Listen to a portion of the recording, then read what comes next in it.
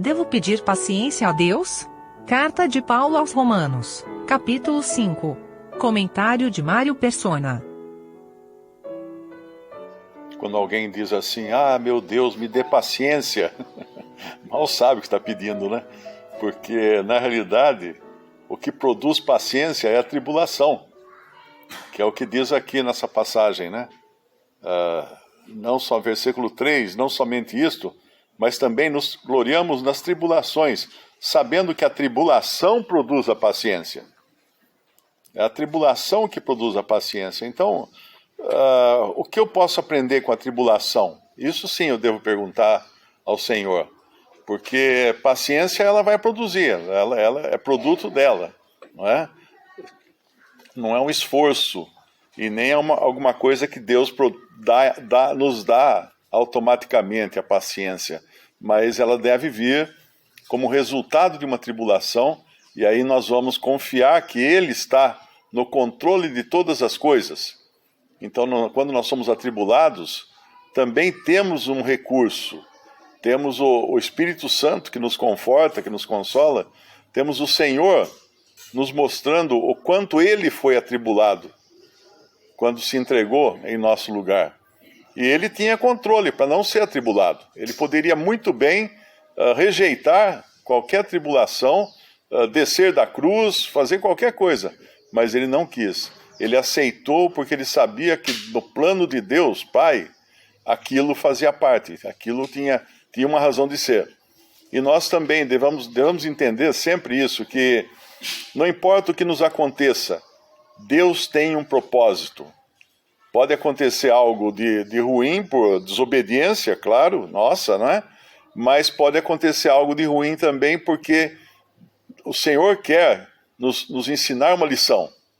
E o dia que parar de aprender lições, o problema é nosso agora. Nós estamos vivendo na Terra sem um objetivo claro de aprender aqui coisas que nós nunca iremos aprender no céu. Nunca iríamos aprender no céu. Alguém pode perguntar, mas por que assim que eu sou salvo, por que Deus já não me leva embora? Muita gente já perguntou isso, né? Tenho certeza. Por que ficar aqui, né? Se nós já estamos salvos? Por duas razões. Uma, que Ele nos quer aqui como testemunho.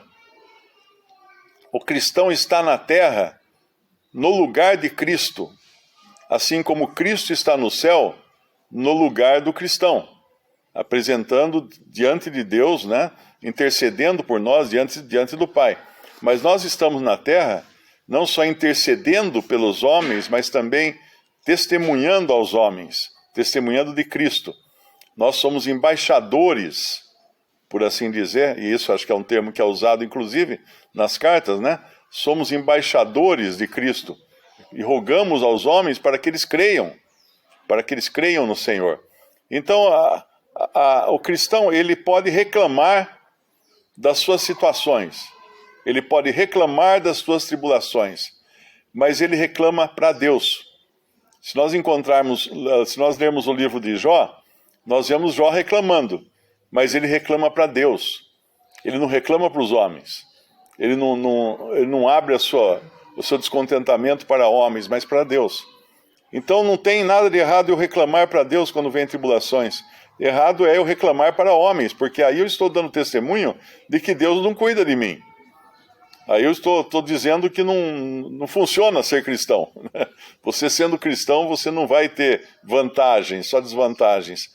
Mas a realidade é que quando nós entendemos que temos um que cuida de nós, e se nós tivermos alguma reclamação a fazer, nós levamos até Ele em oração, porque isso é o que é oração, né? Quando a gente fala, Senhor, me ajuda que eu estou desempregado. Eu estou levando a Ele uma reclamação de uma situação que eu estou passando, mas a Ele, porque eu sei que só Ele tem o poder e condições de atender. Alguém contou que seriam 7 os resultados da justificação pela fé. Eu acho que eu tive um pouco de dificuldade de contar aqui nessa passagem, né? Dá para ver que um é a entrada a essa graça, na qual estamos firmes e nos gloriamos na esperança da glória de Deus. Outra seria, nos gloriamos nas tribulações. Daí também na paciência. depois na esperança e na experiência. Na paciência, na experiência, na esperança. E no final, a esperança não traz confusão, porque o amor de Deus está derramado em nossos corações pelo Espírito Santo que nos foi dado. Então, um cristão que vive confuso, tem alguma coisa de errado com ele. Ele não está em boa sintonia com o Espírito Santo de Deus, que não confunde. Aquele que nele crê não é confundido, a Bíblia fala.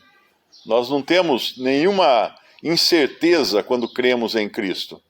Pelo contrário, nós podemos ter a certeza absoluta de que Ele está no controle de todas as coisas.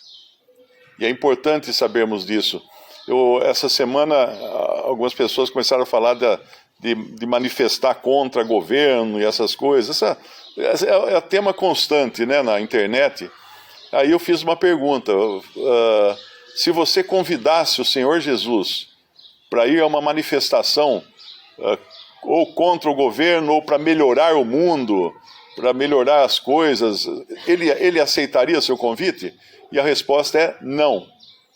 Não, porque ele deixou isso muito claro quando ele falou assim: o meu reino não é desse mundo. Se o meu reino fosse desse mundo, os meus servos, os meus santos anjos, não lembro agora o versículo corretamente, lutariam, pelejariam por mim. Mas o meu reino agora não é desse mundo. Então, nesse momento, o Senhor não iria participar de manifestação alguma em prol de qualquer reino que fosse desse mundo. Assim como é errado também pessoas que oram pelo Brasil. Como vai orar pelo Brasil? Nós sabemos que o Brasil é um puxadinho da Europa, né, em termos proféticos, e vai entrar no mesmo esquema que a Europa vai entrar depois do arrebatamento da igreja, quando se formar a grande Babilônia ali, que é a profissão cristã falsa. Essa é a Europa. E também vai haver o governo com sede em Roma, o governo civil com sede em Roma. Então tudo isso já está determinado pelas Escrituras. Então orar pelo bem de um país que é um puxadinho da Europa, que nas Escrituras deixa claro que será arrasada. A Europa tem um versículo que fala assim, que encontrar um ser humano na Babilônia, na região de Babilônia profética, né, será mais raro do que ouro, porque os seus palácios serão habitação de chacais. Sabe esses palácios maravilhosos que você vê nas fotos na internet de quem viaja pela Europa? Então, ali vão morar os chacais, os bichos, os animais. Isso inclusive durante o milênio, quando Deus irá restaurar uma parte da terra para a habitação do seu povo, daqueles que habitarão durante o reino milenial de Cristo, mas muitas partes da terra não serão restauradas. Não serão restauradas, serão lugares para animais viverem. Porque, profeticamente, são regiões que negaram o Senhor, que não se sujeitaram ao Senhor. Então essas regiões serão devastadas. Uma é, por exemplo, a Jordânia, né? A Jordânia, eu não me lembro agora qual é na Bíblia o nome, não sei se é Edom, é aquela o povo que rejeitou deixar o povo de Israel passar pelo meio deles. Durante a peregrinação, eles rejeitaram que o povo de Israel passasse por aquela terra. Aquela terra a Bíblia fala que ela se transformará em pântanos, com lugares podres, porque isso no milênio, quando Cristo estiver reinando sobre a terra. Agora nós temos que entender que o milênio não é o estado eterno, e o milênio é a habitação não da igreja, não dos santos salvos na presente dispensação. O milênio será a habitação dos que serão salvos, do remanescente de judeus fiéis e gentios também, que serão salvos durante a grande tribulação.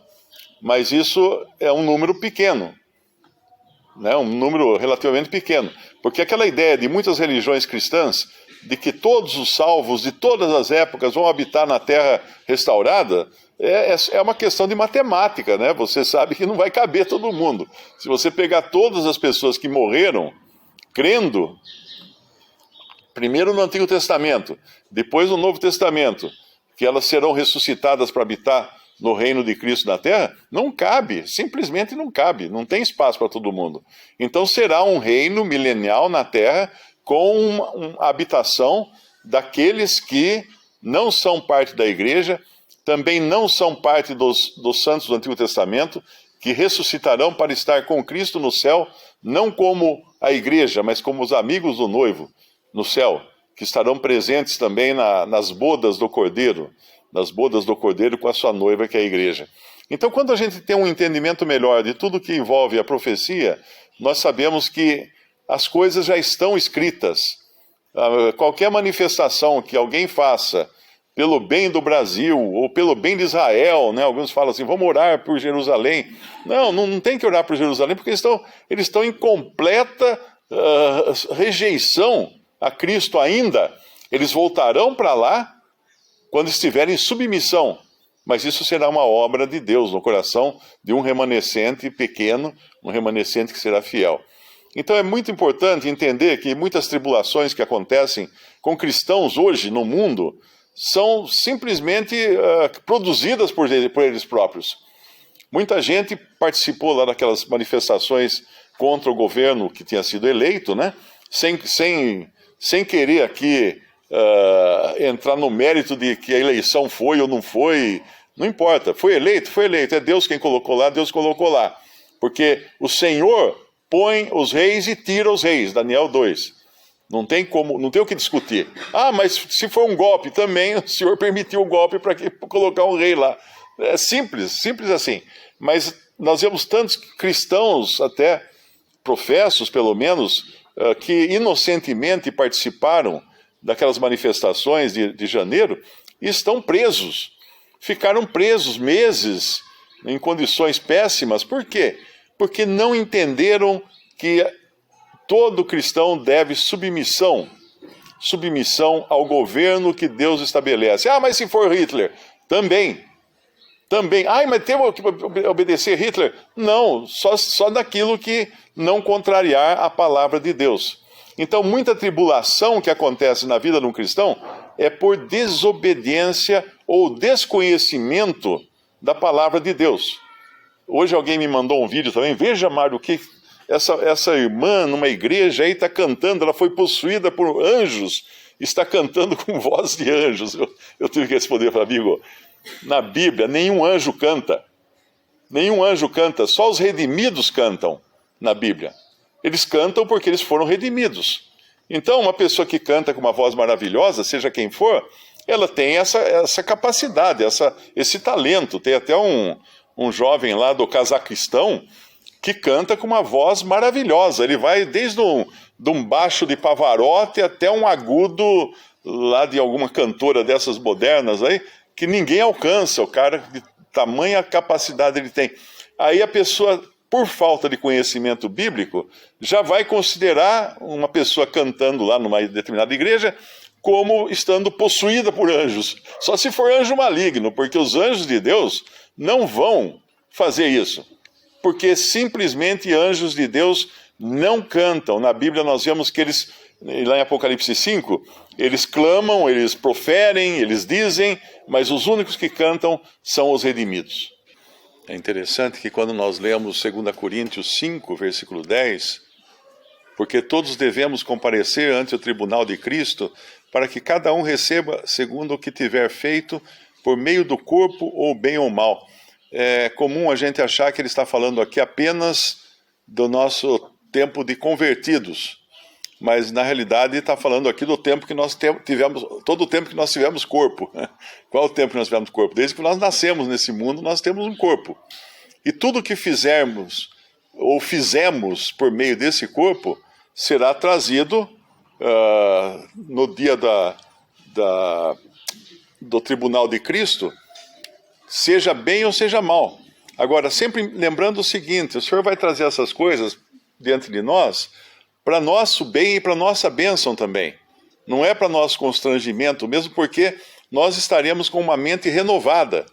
E não teremos, vamos dizer assim, vergonha, né? Ai, não, senhor, isso aí não me mostra isso. A ideia boa para entender isso é a seguinte: eu, quando fui operado da vesícula, não foi em Alto Paraíso, eu, quando fui operado da vesícula, depois da cirurgia, o médico veio até mim com um vidrinho, com acho que eram 9 ou 10 pedras. Falei assim: ó, o que eu tirei de você. Isso aqui que estava lá na sua vesícula, isso aqui podia te matar, isso aqui podia ser ruim para você e tal. De repente, o senhor vai chegar um dia e vai mostrar para a gente, falar assim: olha o que eu tirei de você. Ou é pedra da vesícula, ou médico, né? Ou pedra dos rins, ou qualquer coisa assim. Mas o senhor vai mostrar: olha da onde eu tirei você, olha de onde eu guardei você. E olha o que você fez que trouxe glória para o meu nome. Ele vai apresentar os diferentes vidros com as diferentes coisas, tanto aquelas que ele nos guardou, aquela que ele tirou de nós, como aquelas também que foram para a sua glória. E aí vai nos dar galardão ou recompensa por aquilo que nós fizemos, que foi da aprovação dele. Mas mesmo essas recompensas, nós temos que entender uma coisa: no final, lançaremos as nossas coroas aos seus pés. Ou seja, tudo veio dele e é para ele. Nada poderá ser usado para a glória do homem, nem aqui na terra, nem no céu. Ninguém vai chegar no céu e falar assim: eu cheguei aqui porque eu fui bom. Pode esquecer. Ninguém vai chegar no céu e falar isso. Porque nós só podemos ser salvos pela misericórdia e graça de Deus e com base e fundamento na obra de Cristo, aquele que morreu em nosso lugar para pagar os nossos pecados. Para, por assim dizer, tirar as pedras da nossa vesícula, né? Para que nós cheguemos ao céu limpos, santos, purificados totalmente pela morte do Cordeiro.